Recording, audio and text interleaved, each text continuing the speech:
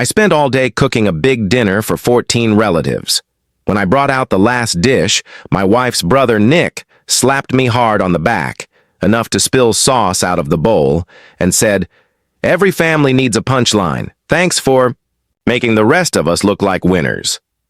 Everyone laughed so hard my daughter Emily almost choked on her drink and added, "Dad's like a wet paper towel." Then my wife Sarah leaned back, smirked, and said, "Honestly, he's more like a Roomba, quiet, programmable, and only useful when there's a mess." They all laughed again, and I managed a smile. The next day, Sarah and her mother Margaret arrived at my door in tears, begging me to talk. But to explain how we got here, let me go back to last Saturday night, when I finally saw that I'd been the family's walking punchline for the past 15 years. Cooking has always been my thing. While everyone else scrolls on their phones, I plan and prep a 4-course meal that takes days. I enjoy it, or I used to. Last weekend was Nick's 45th birthday. I spent 3 days making handmade pasta, slow-roasted prime rib, the kind that costs more than all my streaming subscriptions put together, and a chocolate lava cake that could make cooking show judges weep. 14 people sat around our table, devouring everything. When I brought out that last dish, Nick gave me that backslap and the punchline. Laughter filled the room, real laughter, not polite stuff. Emily nearly choked before she chimed in, with her wet paper towel joke, and then Sarah with her Roomba line. My mother-in-law Margaret was wiping tears from her eyes. My nephew Michael was pounding the table laughing. And there I was, holding the sauce boat with a frozen smile. Over. The years I'd grown so used to being the family joke that I didn't think anything was wrong. It was just background noise. Good-natured teasing. But that night something clicked. Maybe it was seeing Emily join in so eagerly, or the way Sarah didn't even check if I was okay. After 15 years, my patience ran out. I finished serving dinner, smiled through dessert, and even loaded the dishwasher while everyone moved to the living room. That night, I lay awake next to Sarah, scrolling through photos of holidays, birthdays, and anniversaries. Every picture showed me cooking with that same hopeful smile, like a dog waiting for a pat on the head. I'm not confrontational, Sarah. Always handled fights between us. But at 3 in the morning, I decided I'd had enough. Sunday morning, I got up, made coffee, and waited for Sarah to wander in. I told her I was running to the store, but instead I went to the bank and withdrew. Exactly half of our savings and checking accounts. No more, no less. I wasn't trying to be cruel, just making a point. Next, I drove to my sister Hannah's house. She's the only one who's ever noticed how they treat me. Last Christmas, she actually called Nick out for calling me domesticated, but everyone brushed it off. She looked at me with pity and frustration, asking why I put up with it. I had no answer then, but I did now. Hannah offered me her spare room, but by afternoon I'd signed a month-to-month lease on a 1-bedroom apartment with a decent kitchen, everything arranged from my separate account. All I left at home was a note on the counter. Find someone else to be your punchline. Then I turned off my phone notifications. By evening, I had 47 missed calls and texts, 23 from Sarah, 15 from Emily, and the rest from various in-laws. I only answered Emily's. "I love you, but I need some space right now. We'll talk soon." Monday morning, I met my friend Alex. He went through a nasty divorce and knows the ropes. He gave me a crash course in separation. Document everything. Don't spend joint money recklessly, and don't badmouth the other parent to your kid. Important stuff. I took the week off work for a family emergency, not a lie, then spent Monday setting up new accounts, transferring my personal auto payments, and canceling joint subscriptions. Sorry, streaming services. Sarah can get her own accounts if she wants her true crime documentaries. On Tuesday, Margaret called 7 times. I let the first 6 go to voicemail. On the 7th, I listened. "James, please, this is ridiculous. I'm sure we can work it out as a family. Sarah is beside herself. Emily doesn't understand why her father would abandon them. Please call me back." Abandon them? After 15 years of cooking, cleaning, and being the family punchline, that was rich. Instead of calling anyone back that evening, I spent my time putting together a folder of evidence, screenshots of text messages where Sarah belittled me, photos from family events showing me clearly left out after I did all the cooking, notes from my solo therapy sessions where I tried to understand why I never felt respected at home. Wednesday morning, I emailed that folder to Margaret, Nick, and a few other relatives who'd been at the dinner. My subject line was, "Why I Left, a 15-year overview." No one replied for hours. Then my phone blew up. Nick: "Dude, it was just a joke. Don't be so sensitive." Margaret: "I had no idea you felt like this. We need to talk in person." Sarah: "How dare you share our private business with the whole family? This is so embarrassing." Notice anything missing? No apologies. By Thursday, Sarah seemed to realize I wasn't coming back crying. Her tone flipped. "I miss you so much. I never understood how much you do around here." That night, Emily and I had cereal for dinner, because neither of us knows how to cook decent meals without me. Too little, too late. But I'll admit I felt a sick satisfaction knowing they struggled without their personal chef/punching bag.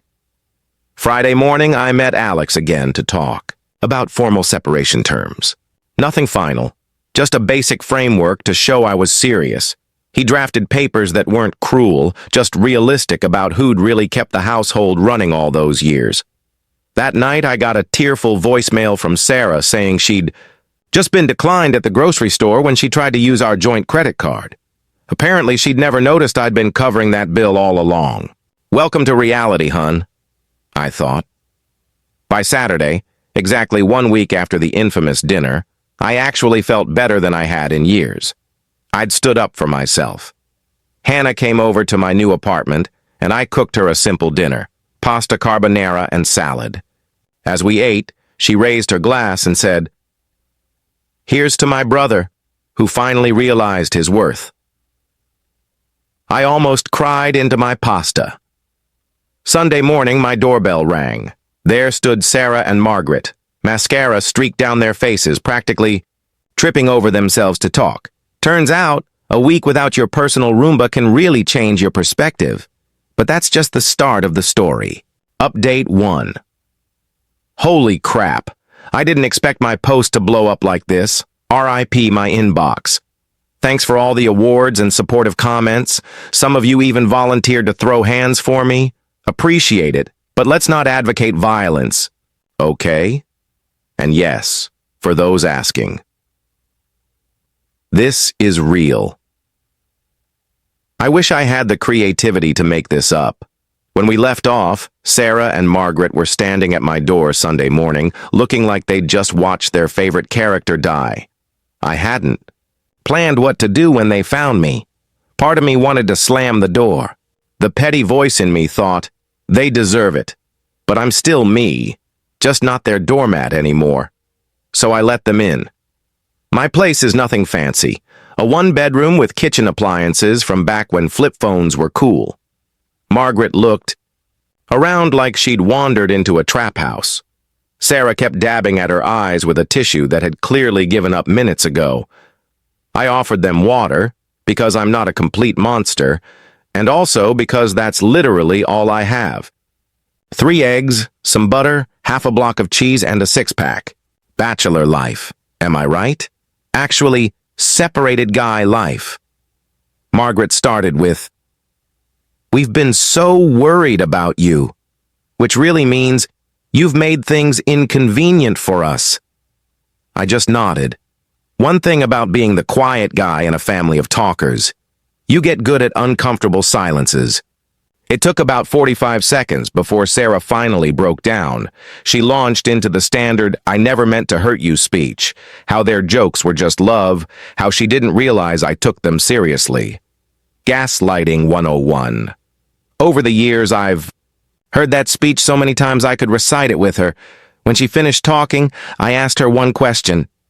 If Nicholas had said those things about you, would you have laughed? The look on her face was priceless, like I had asked her to explain quantum physics while juggling flaming chainsaws. Then Frances jumped in. She started saying how every family is different, how I've always been sensitive, and maybe I misunderstood the meaning behind the comments. Classic Frances. She always changes the story to make her family look like the good guys. I pulled out my phone and played a recording from that night. Yes, I recorded it. Not the whole dinner, just the part where Nicholas said I was basically a household appliance. I had a moment of clarity in all the embarrassment. I started recording after Nicholas's first comment. I don't know why. Maybe it was instinct. Or maybe I knew I'd need proof later when they tried to downplay what happened. Hearing those comments in their own voices, the laughter so clear and mean, it hit differently. Stephanie's face changed from defensive to shocked to honestly ashamed. Frances just looked at the floor like she wanted it to swallow her up. When the recording ended, I told them I'd been saving moments like that for years. Not on purpose at first, but when you're someone who always gets ignored, you start keeping proof. Screenshots of texts, old emails, even a few birthday and anniversary cards. They looked sweet on the surface, but had small, mean comments hidden in them. My favorite one? Happy birthday to the man who proves that even kitchen skills can't make up for a lack of ambition. Charming, right? That's when Stephanie dropped the first bomb. Nicholas had been at their house every night that week saying, I was having a midlife crisis and would come back once I remembered which side my bread was buttered on. He'd even been telling Josephine to ignore me, saying that men sometimes need to throw tantrums to feel important. The second bomb, Nicholas, was in serious money trouble, like about to lose his house. Mr. Successful had made some bad investments and was deep in debt. His wife didn't even know. Stephanie only knew because he asked to borrow a lot of money 2 days before. Part of me felt bad for him, a small part. Asked Stephanie what she really wanted. Was she here to say sorry, or just to get me to come home and go back to being the family's emotional punching bag and personal chef? She started crying, but not the usual fake tears she used to get her. Way. These seemed real, more raw. She said she never really thought about how her words hurt me, because I never said anything. Seeing that evidence I sent made her feel like she saw herself through a stranger's eyes. And she didn't like it. Frances was quiet but nodded. Then she said something that shocked me. I watched my daughter treat you the same way my husband treated me for 40 years. And I never said anything because I thought that's just how marriages work. Well, damn, I'd love to say I forgave them and we all hugged. But that's not real life. I told them I needed time. I wasn't coming home right away. Maybe not at all. If we were going to fix this, we'd need counseling. Not just me and Stephanie, but family counseling with Josephine, too. They left looking shocked, but I think they finally understood. That was Sunday. Monday came with new drama. I was heating up a sad frozen lunch at work when Nicholas showed up. In the break room like a badly dressed ghost. No idea how he got past security. He tried to act like a man-to-man talk. Said families go through hard times and real men don't leave when things get tough. Kind of funny coming from a guy who, according to Stephanie, was hiding major financial trouble from his own wife. I waited for him to finish his little speech. Then I asked how his investments were doing. His face turned pale, like water going down a broken drain. He started stuttering something about private family matters. Smiled and said, I'd be happy to talk about my marriage right after he explained to his clients why he moved their money into risky stuff without telling them. I didn't even know if that was true. But by his reaction, I hit close to the truth. He left without saying another word. Then he ran to Frances and said I had threatened him. I hadn't. Facts aren't threats. Tuesday, I got my first text from Josephine that wasn't full of teenage attitude. She asked if we could get coffee over. The weekend, just to talk. No promises, she said. But she'd been thinking about things. Progress, I guess. Wednesday, Stephanie called. I let it go to voicemail. She said her credit card got declined at the grocery store for the second time. Apparently, she never realized I had been paying all the bills for years. Welcome to adulting, babe. Thursday, Austin. My friend who's been helping me with all this brought over the official separation papers. They weren't cruel. I'm not trying to leave Stephanie with nothing. They were fair, half the assets. But they also mentioned everything I did at home: cooking, cleaning, helping Josephine with school, keeping up with both sides of the family. Austin said to wait a few days before sending them. Let it all sink in, like a good steak. Some things get better with time. See? Food metaphors. I can't help it. Friday night was Josephine's lacrosse game. I had never missed one before. It felt weird not being there, cheering from the sidelines, and trying not to embarrass her. Instead, I sent her favorite post-game snacks with a note. Proud of you always. Love, Dad. Austin went to the game. His daughter plays on the same team, and told me Stephanie, Francis, and Nicholas were all there, looking miserable. Josephine scored twice, but didn't celebrate with them afterward. Small victories, they. Weekend brought something unexpected. Nicholas's wife called me. We've never been close. She always acted like I was the family joke, but she sounded desperate. After my comment at work, she checked his office and found hidden documents showing they were about to lose everything. I felt bad for her. Unlike me, she really had no idea what was going on in her marriage. I told Nicholas's wife she should talk to a financial advisor and maybe a lawyer, not to be mean, but so she could protect herself. By Sunday, 2 weeks since that dinner, things started to shift. Sarah stopped begging me to come home and began asking what she could do to make things right. Margaret even sent a real email, not a text, with a detailed apology, showing she'd really thought about how she'd enabled the family dynamic. Nick's wife texted me too, thanking me for the advice. She'd frozen their joint bank accounts just before Nick tried to empty them. The biggest surprise came from Emily. She showed up at my apartment Sunday afternoon, just her, no warning, sending a text from downstairs. I'm here, can we talk? She looked smaller standing in my doorway, more like the little girl who used to fall asleep on my chest watching nature shows than the confident teenager who'd laughed at me being called a Roomba. Our talk was hard. There were tears, mostly hers, some mine. Fair accusations flew, and finally she gave me a real apology. She admitted she'd treated me the way she'd seen everyone else treat me, like I was disposable, unimportant. She said she'd started seeing the school counselor and was working on how she treats people, especially me. Then she asked the question that broke my heart but gave me hope. Do you think you'll ever come home, Dad? I told her honestly, I don't know. But I do know I'll never be the family punching bag again. As she left, she said, Mom's moving in with Grandma Margaret tomorrow. She can't afford the house without you. Thought you should know. That brings us to Monday. 3 weeks since everything changed. I was just getting home from work when Sarah texted. We need to talk. For real this time. No crying, no excuses. Just talk. I agreed to meet her. At a coffee shop downtown, neutral ground. What she told me there changed everything again. But that's part 3, because this is already way longer than I planned, and my frozen dinner is starting to burn.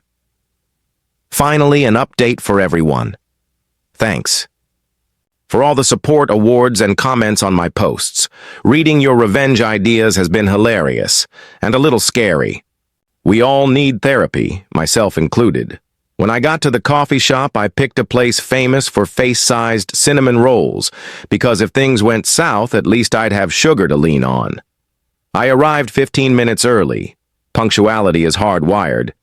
In me, ordered my usual black coffee and sat where I could see the door. Sarah walked in 5 minutes late, standard, but she looked different. No makeup, I've seen her without it maybe 3 times in our marriage, and she was carrying a thick manila folder. She seemed nervous, something I'd never seen in her. She sat down without ordering, placed the folder on the table, took a deep breath, and said words I never thought I'd hear. I think I need help, James. Not, we need to talk about you coming home, not the family misses you, and not, I'm sorry for everything. She meant herself. Inside that folder were printouts of local therapists who do family counseling, and she'd already booked her first appointment.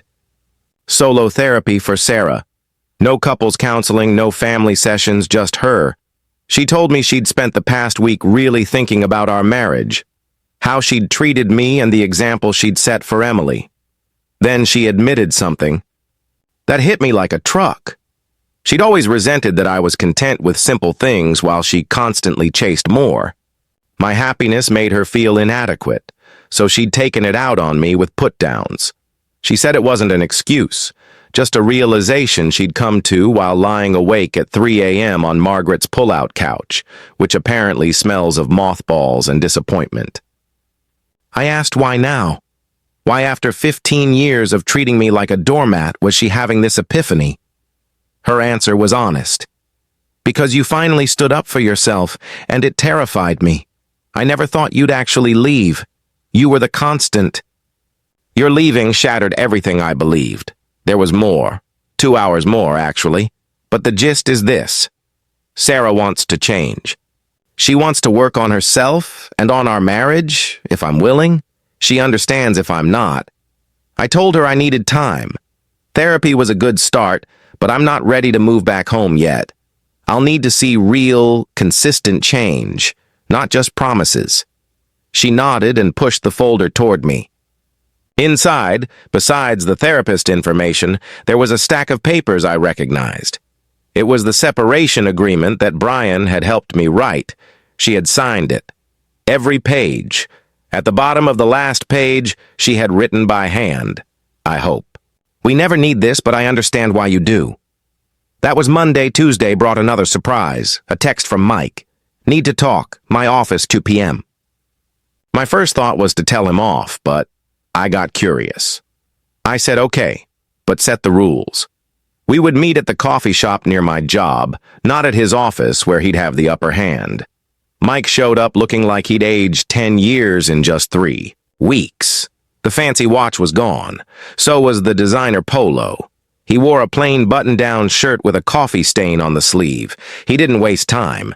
His money situation was falling apart. 3 clients had pulled out after hearing rumors about how he handled investments. And to be clear, I never spread those rumors. People talk, especially about money. His wife had frozen their bank accounts and was staying with her sister. And Lisa had refused to help him out because, this was the shocking part, she said it was time he finally faced the consequences of his actions. I nearly choked on my coffee. Mike didn't say sorry for how he had treated me over the years. Not directly. But he did say he had always been jealous of how close I was with Emily.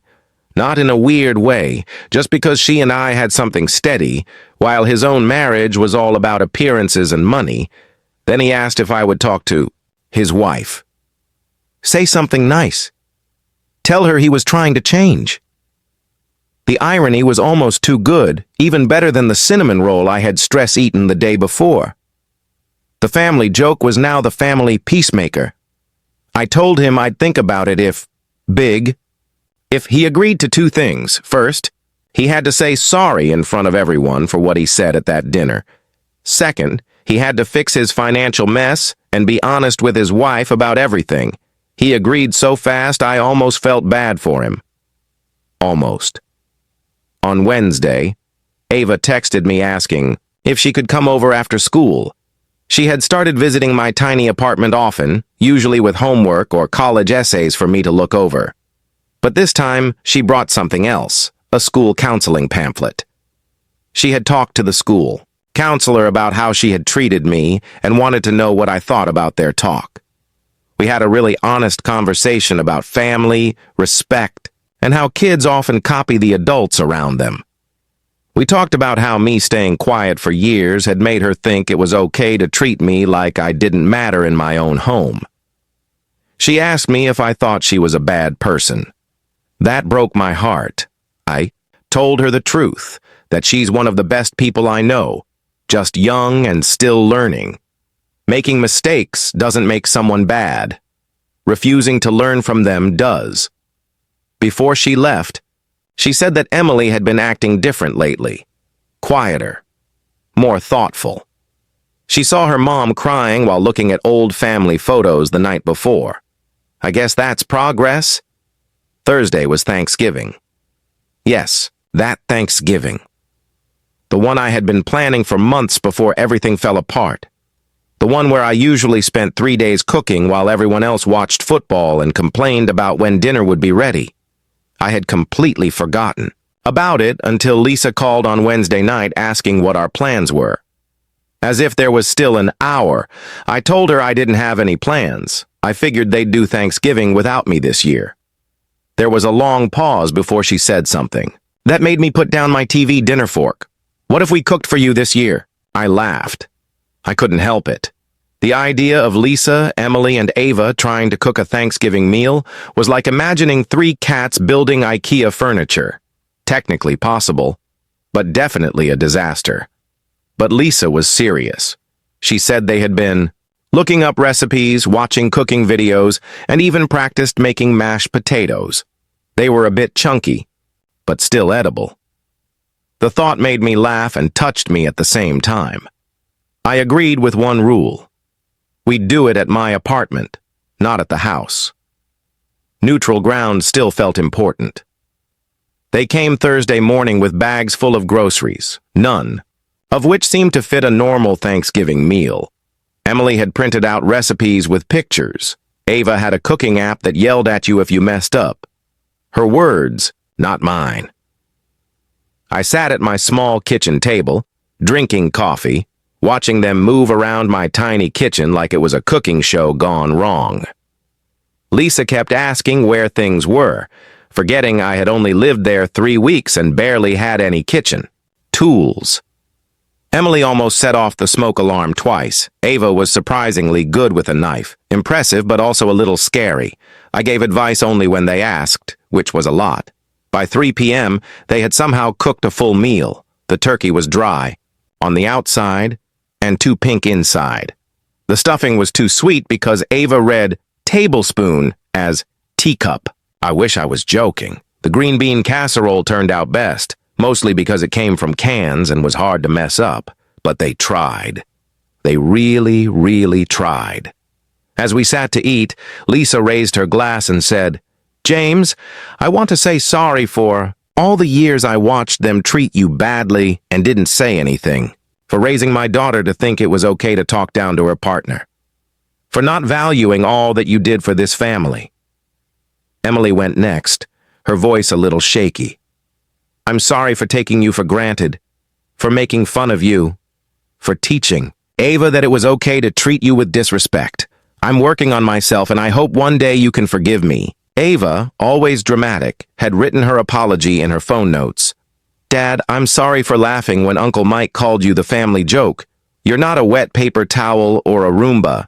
You're the one who checks my homework, makes my lunch, and remembers which medicines make me sleepy. You're my dad, and I was a jerk, and I'm really, really sorry. I'm not going to lie." I teared up a bit. Before I could say anything, the doorbell rang. It was Mike, looking uncomfortable in a plain sweater holding a bottle of wine. His wife was with him, which I didn't expect. She gave me a small smile that felt real. I let them in, even though the apartment was already full. Mike looked at the messed up turkey, the lumpy potatoes, the sweet stuffing, and then at me. He took a deep breath and said in front of everyone, "James, I'm sorry. For that dinner comment. For years of treating you like you were beneath me. For trying to turn your family against you when you finally stood up for yourself. I was wrong. I'm trying to be better." His wife held his hand. A quiet sign of support. Later, she told me that Mike had told her everything, about their money problems, how he had treated me, all of it. They were going to counseling, both marriage and financial. They had moved to a smaller house and were living on a strict budget. Mike was rebuilding his business the right way, with her as an equal partner. We all ate that not-so-perfect Thanksgiving meal together. The talk was awkward sometimes, honest at others. Mike asked about my cooking with real interest, not teasing. Lisa said nice things about my apartment. Emily helped clean up without being asked. Little things. Normal things. But they meant a lot. After everyone left, Emily stayed at the door. She asked if this changed anything, if I was ready to come back home. I told her the truth. I wasn't sure. I appreciated the effort they were making, but trust takes longer to fix than to break. I said I was open to couples therapy to see where we were after a few sessions. She nodded. She looked both sad and understanding. Then she asked if I'd help them with Christmas dinner, not to cook. It for them, just to teach them how. I said yes before I even thought about it. That was a month ago. Since then, we've had 4 couples therapy sessions. Some were hard, some eye-opening. I've had dinner with Ava twice a week, sometimes at my place, sometimes out. Mike and his wife are slowly fixing their financial life, and he hasn't made a single joke at my expense. Last weekend, I went to the house to pick up more of my things. It looked different somehow. Stephanie had moved the living room furniture around. She replaced some of the artwork with photos I had taken on our trips. The kitchen was cleaner than when I left it. There was a meal plan on the fridge in Josephine's handwriting, with YouTube links for cooking instructions. Stephanie asked if I wanted to stay for dinner. She had made lasagna using my recipe. It wasn't perfect. The noodles were a little undercooked, and the sauce was a bit watery. But she had tried, really tried, so I stayed. We talked about real things, not just about the schedule or bills. We talked about what we both wanted from our relationship and from life. We talked about where we had made mistakes and how we could do better. After dinner, as I was leaving, Stephanie asked if I would think about coming back home after the new year, not as just the family cook or the one who got blamed for everything, but as her husband, as Josephine's father, as an equal partner. I told her I would. Think about it, and I am. Seriously, yesterday was Christmas. I spent the morning at my sister Heidi's house. Then I went to Francis's house for dinner. They cooked the dinner with almost no help from me.